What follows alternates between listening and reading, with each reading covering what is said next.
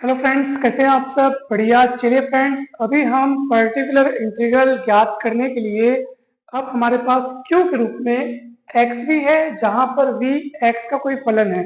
दोस्तों, इसके पहले के वीडियोस में हमने पर्टिकुलर इंटीग्रल जबकि क्यू के रूप में एक बार हमारे पास e की घात ए एक्स था, फिर हमने पढ़ा साइन ए एक्स या कॉस ए एक्स अगर हो क्यू के रूप में। ठीक है। वास्तव में हम क्या ज्ञात करने के लिए अभी हम पढ़ रहे हैं दोस्तों, 1/ft क्यू, जहां पर क्यू के हमने विभिन्न रूप पहले ही देख लिए हैं। ठीक है। e की घात ax वाला फंक्शन अपन ने देखा, फिर साइन ax cos ax देखा, फिर हमने देखा कि अगर कोई मान लो पॉलिनोमियल के रूप में हो, ठीक है, x में अगर कोई पॉलिनोमियल हो तब उस स्थिति में हमको कैसे सॉल्व करने वो हमने देखा। फिर इसके ठीक पहले वाले वीडियोस में हमने देखा कि अगर मान लीजिए e की घात ax के साथ, ठीक है, कोई x का कोई फलन हो, मान लो b, उस समय हमको क्या करना है वो हमने देखा। और आज हम लोग नेक्स्ट जो कंडीशन है, यानी कि ये मेरे ख्याल से पांचवी कंडीशन है, कि जब q के रूप में x भी हो जहां v का कोई फंक्शन है, ठीक है, जहां v x का कोई फंक्शन है, ठीक है, तो अब हमें ऐसी स्थिति में पर्टिकुलर इंटीग्रल किस सूत्र से ज्ञात करना होगा। तो दोस्तों, ये सूत्र आपके सामने आपको दिखाई दे रहा है, बहुत ही इंपॉर्टेंट सूत्र है। तो ये सूत्र आपको कब लगाना है? जब आपके पास x के साथ कोई कोई भी v कौन है, x का कोई फंक्शन, ठीक है। जैसे आप एग्जाम्पल में देख पा रहे हैं, x के साथ साइन x, एक्स स्क्वायर के साथ साइन 2x, एक्स स्क्वायर के साथ कॉस x। ठीक है। तो अगर इस रूप में आपके पास सवाल दिए हो दोस्तों, तब आपको जो है ये वाला सूत्र लगाना है। ठीक, बहुत ही इंपॉर्टेंट है दोस्तों। तो चलिए जल्दी से शुरू करते हैं और उसको बनाते हैं। कठिन सवाल नहीं है, बहुत ही सरल है और आपसे ये इजीली बन जाएगा दोस्तों। तो सबसे पहले हम देखते हैं पहला सवाल। तो पहला सवाल लिखा है दोस्तों यहाँ पे, D square minus 2d plus 1y बराबर x साइन x। ठीक है। चलिए सबसे पहले हम निकालेंगे यहाँ पे ऑक्सिलरी इक्वेशन। ठीक दोस्तों, अगर इस वीडियो के पहले के वीडियोस आपने नहीं देखे हैं तो इस वीडियो के डिस्क्रिप्शन बॉक्स में सभी वीडियोस के लिंक दिए हैं, जरूर जाइए, जरूर देखिए, आपको पूरा पूरा बहुत अच्छे से समझ में आएगा। तो उन वीडियोस को जरूर देखिएगा दोस्तों। ठीक है। तो यहाँ पर ऑक्सिलरी इक्वेशन कैसे निकालेंगे दोस्तों? डी के स्थान पर m रखेंगे तो M square minus 2m plus 1 बराबर 0 हो जाएगा, यानी कि m माइनस 1 का होल स्क्वायर बराबर 0 हो जाएगा, यानी m बराबर 1 1। तो सेम सेम जब रूट आते हैं तो कॉम्प्लीमेंट्री फंक्शन कैसे निकलता है? c1 प्लस c2x e की घात में 1x, अर्थात e की घात में x। ठीक है।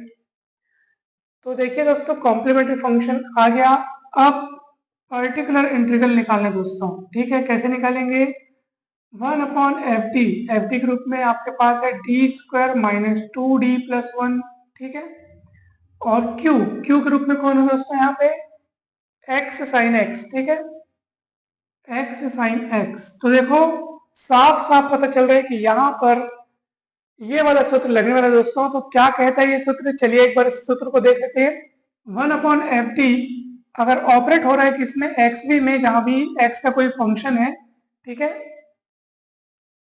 तो ठीक है, तो कैसे होगा देखो, x इंटू 1/ft v, यानी कि 1/ft किस में ऑपरेट होगा? v में ऑपरेट होगा, x जस्ट का तस रहेगा, minus F dash D upon F D का होल स्क्वायर v, यानी कि ये पूरा चीज किस में ऑपरेट होगा? v में ऑपरेट होगा। तो चलिए दोस्तों, यहाँ पे v के रूप में साइन x देखो, और x तो x है ही। चलिए सूत्र लगाओ, x फिर 1/ft, x के बाद क्या आ जाएगा? 1/ft, तो D square minus 2d plus 1, फिर क्या है? v मतलब साइन x। ठीक है, माइनस एफ टेस्ट टी मतलब इसी का आपको अवकलन करना है डी के सापेक्ष। तो कितना होगा देखो, डी स्क्वायर का कितना होगा? 2d, फिर ये माइनस 2 हो जाएगा क्योंकि डी का अवकलन 1 हो जाएगा और 1 कांस्टेंट ऐसे शून्य हो जाएगा। तो ये आपका एफ टेस्ट डी आ गया अपॉन एफ डी का होल स्क्वायर, अर्थात D square minus 2d plus 1 का होल स्क्वायर, और फिर है v, तो v मतलब साइन x। तो दोस्तों कुछ भी तो नहीं किया हमने, सिर्फ सूत्र लगाया है। अब आप इसको सॉल्व कीजिए, आपका आंसर आ जाएगा। तो ये x हो गया। अब देखिए दोस्तों यहाँ पर नियम क्या कहते हैं, साइन ए एक्स और कॉस ए एक्स वाला आपने पढ़ा है। इसमें हमको क्या करना होता है, x का जो गुणांक है यानी x का जो कोफिशिएंट है कितना है, कुछ नहीं है मतलब 1 है। तो डी स्क्वायर के स्थान पर कितना आ जाएगा, माइनस ए स्क्वायर अर्थात -1 स्क्वायर। ठीक है, आप सभी को पता होगा 1/ft, सॉरी 1/ft स्क्वायर। ठीक है, 1/ft square sine a x is to 1/, d square की जगह लिखते हैं -a square sine a x. बस यहाँ पे एक शर्त ये होती है दोस्तों कि ऐसा रखे जाने पर डिनोमिनेटर जो है वो 0 ना हो जाए। ठीक है, इस बात का ध्यान रखना होता है। तो अभी तो नहीं होगा क्योंकि बाकी चीजें भी तो बची हुई है ना अभी यहाँ पे। तो चलिए देखिए, तो आप डी स्क्वायर के स्थान पर क्या रखेंगे, -1 स्क्वायर -2d + 1 साइन एक्स। ठीक है, चलिए यहाँ पे भी लगा दीजिए बिंदास। तो 2d - 2 हो गया, डी स्क्वायर की जगह पे -1 स्क्वायर। याद रखिए ये -1 स्क्वायर है, न कि -1 का होल स्क्वायर है। ठीक है, तो इस बात का ध्यान रखिएगा। चलिए तो क्या हो जाएगा दोस्तों, -1 स्क्वायर -2d + 1 का होल स्क्वायर साइन एक्स। तो -1 + 1 कट जाएगा, तो नीचे में -2d बचेगा अर्थात -1/2, ऊपर पे x है ही। और दोस्तों यहाँ पे बचेगा, देखो ये जो देखो 1 कटने के पश्चात -1/2 को मैंने अलग लिखा, x अलग लिखा, सिर्फ बचा है 1/d। तो 1/dx, चलो मैं एक बार लिख देता हूँ, आगे चल करके उसको मैं इंटीग्रेट कर दूंगा। चलिए यहाँ पे भी आप देखेंगे कि -1 + 1 कटने के पश्चात -2d का होल स्क्वायर अर्थात 2 का स्क्वायर 4 और मैंने कि 4d स्क्वायर। परंतु यहाँ से 2 कॉमन निकल के 4 के साथ कटेगा ना दोस्तों, तो 2 कॉमन निकल के कटेगा तो यहाँ d - 1 बचेगा। और नीचे में क्या हो जाएगा, देखो ये -1 + 1 कटने के पश्चात 2 का वर्ग 4, परंतु वो 2 से कट गया तो नीचे में 2 बचेगा और डी स्क्वायर बचेगा और साइन एक्स। देखिए आपको अच्छे से क्लियर हो रहा है कि नहीं हो रहा है, ये नीचे नहीं दिख रहा है, अब दिखेगा दोस्तों ये ऐसा। ठीक,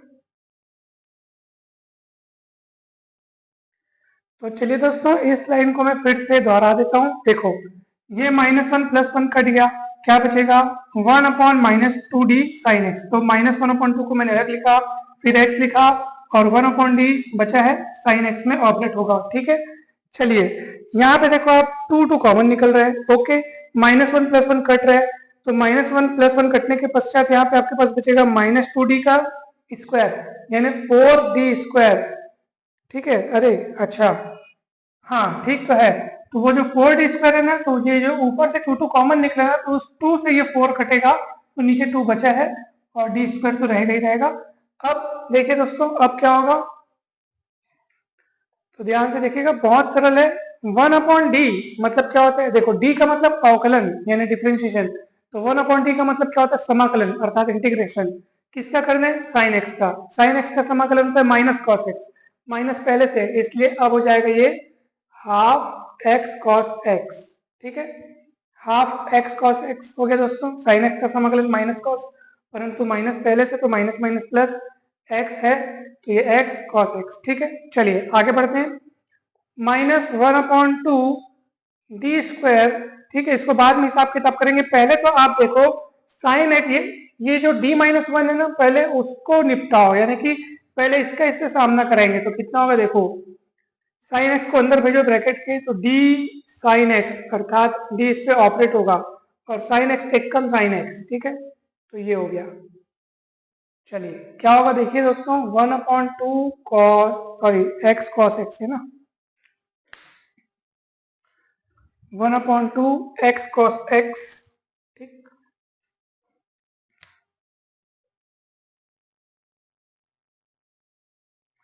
-1/2d स्क्वायर। ठीक है, देखो दोस्तों यहाँ पे आपके पास मिलेगा d साइन एक्स, मतलब हो जाएगा ये minus cos x, sorry cos x ना, अब ये अपन d, सिर्फ d है मतलब अवकलन है, 1/d रहता है ना तो समाकलन। ठीक है, तो d साइन एक्स मतलब साइन एक्स का अवकलन, तो कॉस एक्स और ये साइन एक्स। ठीक है दोस्तों, चलिए अब तो 1/d² है दोस्तों, अर्थात सिर्फ अगर 1/d होता ना तो समाकलन एक बार, परंतु 1/d² मतलब 2 बार समाकलन होगा। ठीक है, 1/d² मतलब 2 बार समाकलन, ये जस का तस बना रहेगा। ठीक है, 1/2 x cos x माइनस 1/2, चलिए 1/d² को अब 1/d लिखते हैं क्योंकि हम एक बार अब समाकलन कर रहे हैं। ठीक है, तो cos x का sin x हो गया। ठीक है, cos x का क्या हुआ दोस्तों, sin x, और sin x का होता है माइनस cos x, समाकलन किंतु माइनस है इसलिए प्लस हो जाएगा। इस लाइन में अगर कहीं कोई डाउट है दोस्तों तो जरूर पूछिएगा, बहुत इंपॉर्टेंट लाइन है, बहुत जबरदस्त तरीके से आप समझ रहे हैं।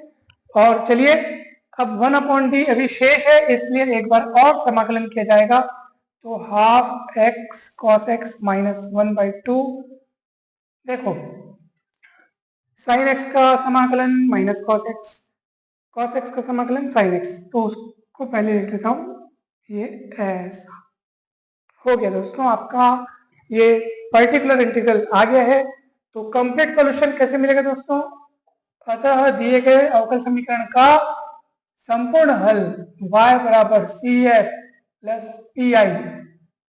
तो दोस्तों सी एफ कितना है बताइए, ये सी एफ हो गया c1 प्लस c2 x एक ही घात में x प्लस पी आई कितना है दोस्तों, half x cos x minus half sine x minus cos x. ठीक, तो दोस्तों इस तरह से कंप्लीट सॉल्यूशन तैयार हो गया। मुझे पूरी उम्मीद है आपको ये बहुत अच्छे से समझ में आया होगा, क्योंकि पूरा का पूरा रोल जो है वो सूत्र का है और फिर बस। ठीक है दोस्तों, तो चलिए अब हम चलते हैं अगले सवाल की ओर। ठीक, आप चाहें तो यहां से हाफ आपको कॉमन निकाल सकते हैं, हाफ ऑफ कॉमन निकाल लो। चाहो तो आप इसको अगर पलटोगे तो माइनस बाहर आएगा तो माइनस माइनस प्लस हो जाएगा। ठीक है, अभी आपको दिख रहा है sine x minus cos x, अगर आप पलट के लिखोगे ना cos x minus sine x, तो पलटोगे तो माइनस बाहर आएगा और माइनस पहले से लगा है तो माइनस माइनस प्लस हो जाएगा। ठीक है, तो आप अपने अनुसार अलग अलग रूपों में बदल के इसको लिख सकते हो। तो दोस्तों चलिए अब हम चलते हैं नेक्स्ट क्वेश्चन की ओर। वहां पे एक जबरदस्त ट्विस्ट है दोस्तों। ठीक है, जबरदस्त ट्विस्ट है, वो सवाल थोड़ा अलग तरीके से बनेगा, ध्यान से देखिएगा। और जब वो बन जाएगा तो फिर तीसरा भी बन जाएगा, क्योंकि सेम दिख रहे हैं, बस एकदम एक जैसे दिख रहे हैं। तो थोड़ा बहुत बस फर्क है, वहाँ साइन 2x है, यहाँ कॉस x है, बाकी x² दोनों में आप देख लो। और उधर फर्क है, वो d² प्लस 1 है और ये d² माइनस 1 है। तो दोस्तों चलिए अब हम देखने जा रहे हैं सवाल नंबर 2। तो चलिए दोस्तों,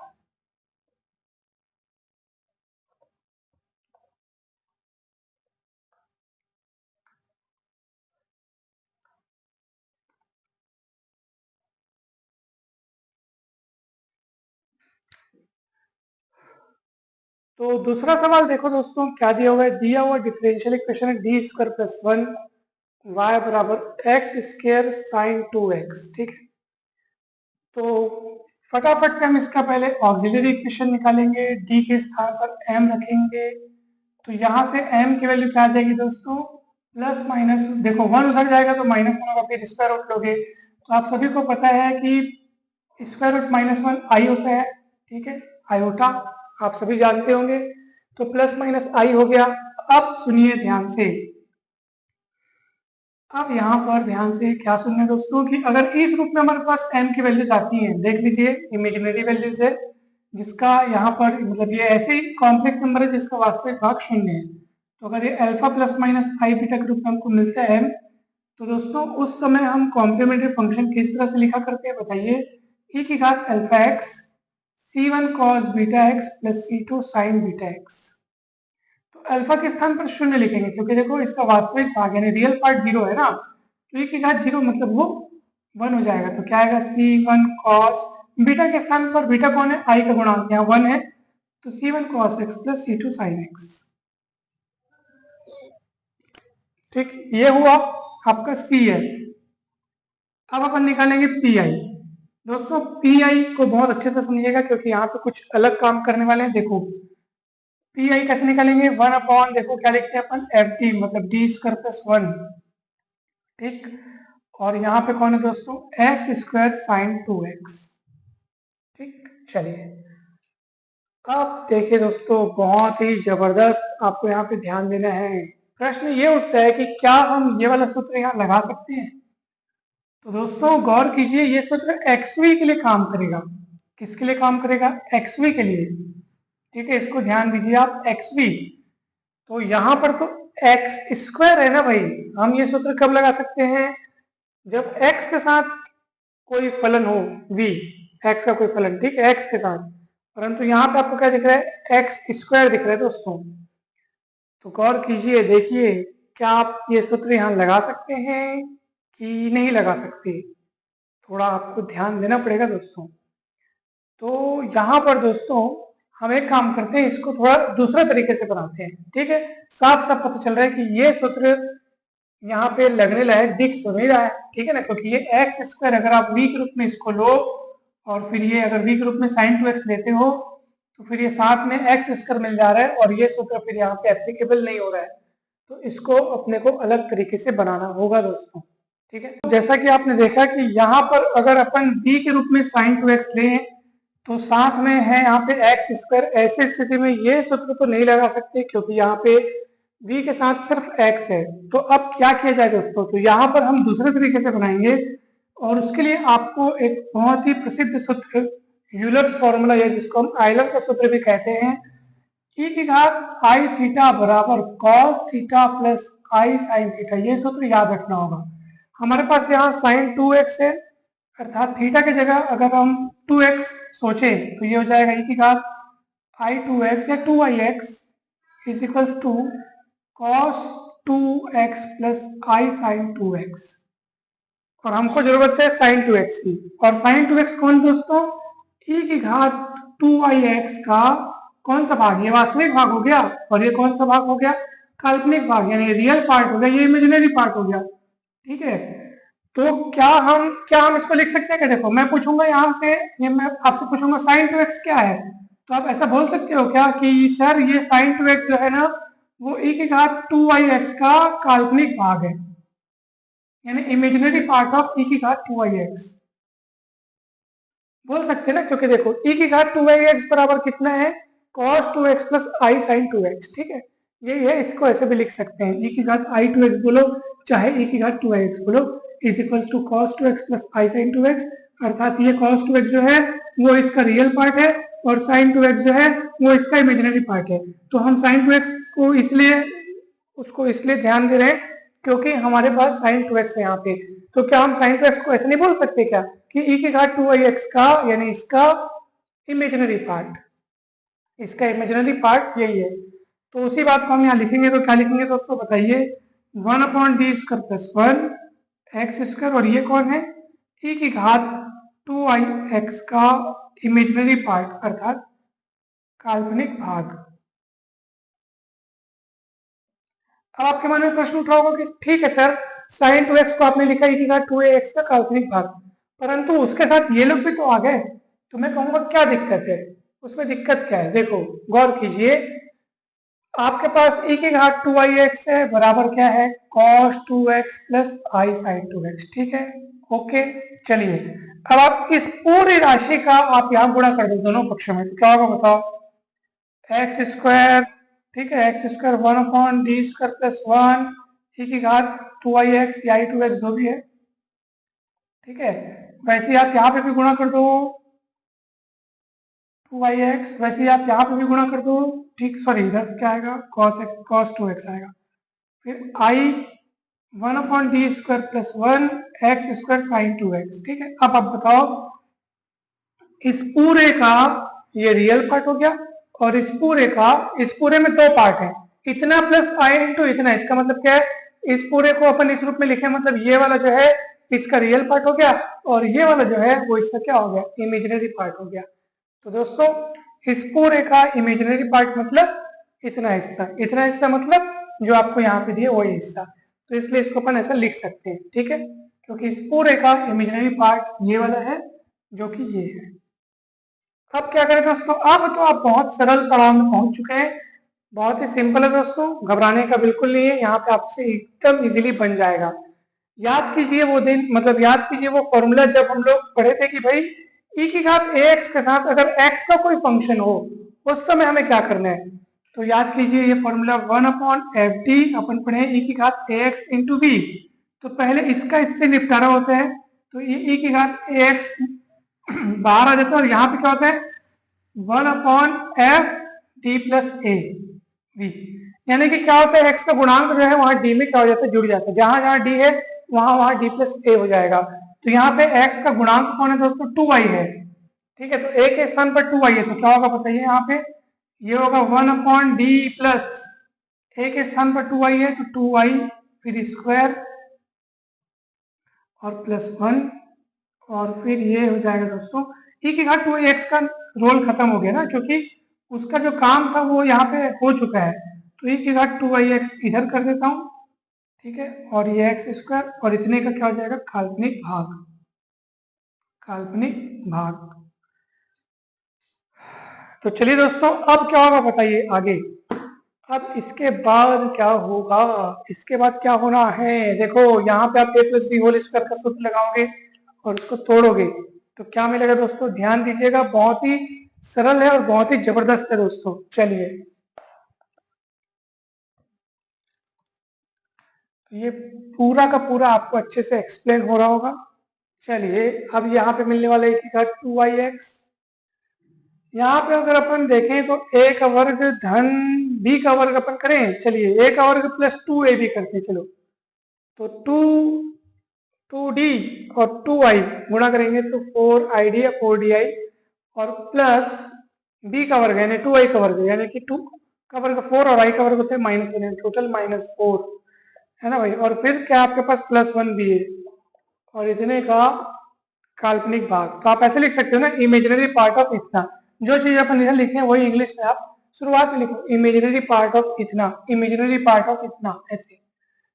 तो यहां से देखो दोस्तों आपको क्या मिलेगा, e की घात 2ix अपॉन में आपको मिलेगा डी स्क्वायर प्लस 4di -3, लिख लेता हूं एक बार, डी स्क्वायर प्लस 4di या 4id -3 और एक्स स्क्वायर का इमेजिनरी पार्ट अर्थात काल्पनिक भाग।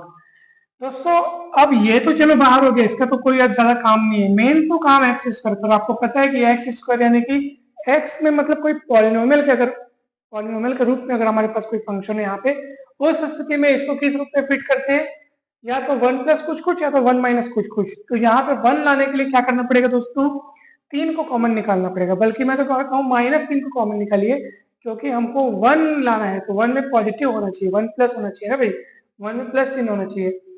तो आप एक काम कीजिए, -1/3 कॉमन निकालिए, e की घात 2ix। अब देखो ये किस तरह बदलता है, ये 1 देखो 3 कॉमन निकलेगा तो इधर 1 बचेगा, परंतु अपन माइनस भी बाहर निकले इसलिए पलट के 1 इधर लिखाएंगे और ये पलट के इधर लिखाएंगे, तो डी स्क्वायर माइनस 4id, परंतु यहाँ तो 3 नहीं था, जबरदस्ती कॉमन निकले तो बटन लिखना पड़ेगा और एक्स स्क्वायर।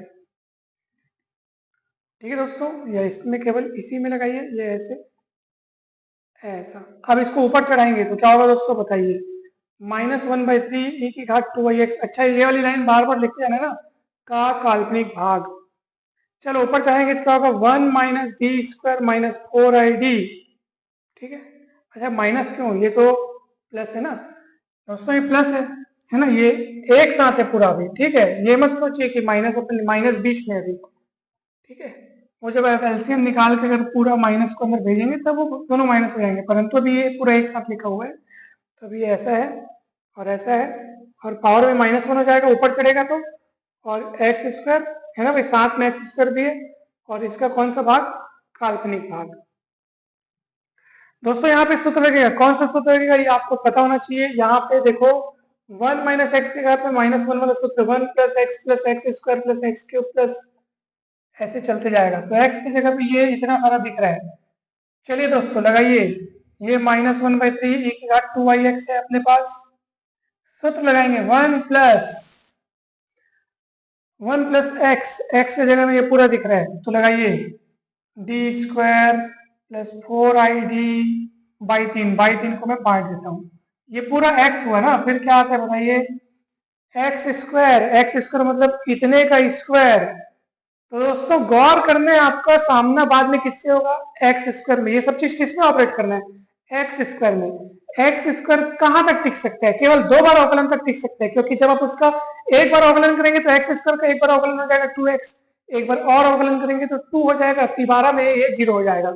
तो आपको डी क्यूब वाले टर्म बिल्कुल नहीं लेने हैं, मतलब डी की पावर 2 से ज्यादा वाले टर्म तो आपको यहाँ पे ध्यान भी नहीं देना है, ठीक है। तो ध्यान दीजिएगा, तो यहाँ पे आप यहाँ पे 1 प्लस एक्स प्लस क्या लिखेंगे, एक्स स्क्वायर।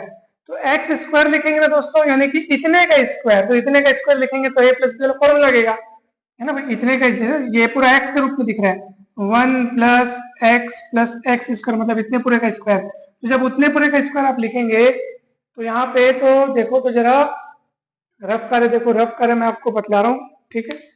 रफ कार्य कहाँ करूँ, यहाँ रफ कार्य करता हूँ, ठीक है। डी स्क्वायर प्लस 4id बटे 3 का वर्ग, तो ए प्लस बी का सूत्र लगाओगे, तो ए का वर्ग मतलब डी के वर्ग का वर्ग, यानी डी की घात 4 मिल जाएगा, उससे अपने को कोई मतलब नहीं है, ठीक है। फिर 2a भी करोगे तो 2a भी करोगे, दोनों गुणा करोगे तो डी स्क्वायर डी क्यूब में मिलेगा, उसको कोई मतलब नहीं है। फिर जब डी स्क्वायर करोगे तब अपने को मतलब है, क्योंकि यहाँ डी स्क्वायर मुझे मिलेगा, और वो डी स्क्वायर जो है वो एक्स स्क्वायर में ऑपरेट होकर अपने को कुछ ना कुछ तो देगा। तो इसका स्क्वायर करोगे कितना आएगा, 16, फिर डी स्क्वायर और 3 तिरिक 9 और आई स्क्वायर मतलब -1, यानी 16/9 डी स्क्वायर यहाँ पे मिलेगा दोस्तों, माइनस चिन्ह के साथ 16/9 डी स्क्वायर यहाँ पे आपको मिलेगा। और आगे की राशियां सब निपट जाएंगी, खत्म हो जाएंगे, सब खत्म हो जाएंगे, ठीक है। चलिए अब आप आगे का काम कीजिए, -1/3 e की घात 2ix। चलिए एक्स स्क्वायर को गुणा कीजिए, एक्स स्क्वायर 1 कम एक्स स्क्वायर, ठीक। अब डी स्क्वायर मतलब क्या होता है, 2 बार अवकलन, ठीक। एक बार अवकलन करोगे तो क्या होगा 2x, एक बार और करोगे तो 2, तो ये हो जाएगा 2/3, ठीक। 4i/3 को लिखो, और d मतलब अवकलन, तो एक्स स्क्वायर का अवकलन क्या होगा दोस्तों, 2x, ठीक है। -16/9 डी स्क्वायर मतलब 2 बार अवकलन करेंगे, D square of x square, तो 2x 2 बचेगा यहाँ पे, ठीक है। यस, अब उसको थोड़ा सिंप्लीफाई कर लेंगे दोस्तों, बन जाएगा, फिर कोई चिंता की बात नहीं है। मैं ये वाला हिस्सा मिटा देता हूँ दोस्तों, ठीक है। कॉम्प्लीमेंट्री फंक्शन कितना है ये आप याद रख रहिएगा। चलिए तो अब क्या होगा दोस्तों, ध्यान से देखिए, अब आपके पास हो जाएगा, अच्छा यहाँ पे लिखना है फिर से, इतने का काल्पनिक भाग, इतने का काल्पनिक भाग, ये पूरा आपको लिखते चले आना है।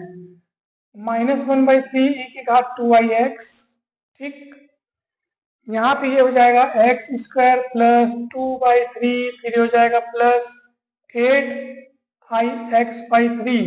देखो यहाँ पे 4 दूनी 8, ix/3, वहां 16 दूनी 32/9, ठीक, पक्का। और इतने का काल्पनिक भाग, ठीक है दोस्तों। कहीं कोई प्रॉब्लम, कहीं कोई डाउट हो तो पूछिएगा जरूर। अब क्या करना है, अब बस अब काल्पनिक भाग की तलाश करनी है। ये -1/3 हो गया, वास्तव में e की घात 2 है, e की घात 2ix कौन है, cos 2x plus i sin 2x है ये, और इस ब्रैकेट में यहाँ पे x square plus 2/3 plus 8i/3x -32/9, और इतने का अपने को क्या चाहिए, काल्पनिक भाग चाहिए। अब बताओ कब कब मिलेगा काल्पनिक भाग, काल्पनिक भाग मतलब आई वाला, तो आई वाला कब कब मिलेगा आप खुद बता दो। cos 2x को मैं इनमें से किससे किससे गुणा करूं कि मुझे आई वाला मिले, तो सीधी सी बात है, जहां आई वाला है उसी से गुणा करो। तो कितना मिलेगा, यहाँ पे गुणा करूंगा तो मिलेगा, देखो इसके साथ इसको गुणा करना है, परंतु आई को नहीं लिखना है, इमेजिनरी पार्ट मतलब जो आई के साथ है उसको लिखते हैं। तो 8/3 x cos 2x, 8/3 x cos 2x, ये आई वाला है इसलिए मैंने लिखा है, मेरे को इमेजिनरी पार्ट की जरूरत है। और साइन का किसके किसके साथ गुणा करें कि मेरे को इमेजिनरी पार्ट मिल जाए, इसको भी आप ध्यान दे दीजिए। तो साइन को किसके साथ गुणा करो भैया, ये देखो एक्स स्क्वायर के साथ गुणा करूंगा, देखो साइन का इसके साथ गुणा करोगे तो इमेजिनरी पार्ट नहीं मिलेगा, क्योंकि आई आई आई स्क्वायर होके -1 हो जाएगा, वो रियल में बदल जाएगा, ठीक है। तो अपने को इसके साथ गुणा करना पड़ेगा, तो एक्स स्क्वायर साइन 2x आएगा, एक्स स्क्वायर साइन 2x। आई को मत लिखना, आप अपन क्या बोल रहे हैं, केवल क्या लिख रहे हैं यहाँ पे, का इमेजिनरी पार्ट, इमेजिनरी पार्ट मतलब आई के साथ भी जो है उसको अपने को लिखना है, ठीक है। अच्छा, इसको इससे गुणा करेंगे, देखो यहाँ पे कहाँ से गुणा किए, एक्स स्क्वायर से गुणा किए तो आई मिला, 2/3 से गुणा करेंगे तो भी अपने को आई मिलेगा, तो 2/3 साइन 2x हो गया, और लास्ट वाले से गुणा करेंगे तो 32/9 साइन 2x। इनका हिसाब किताब कर ले रहा हो आप, ठीक है।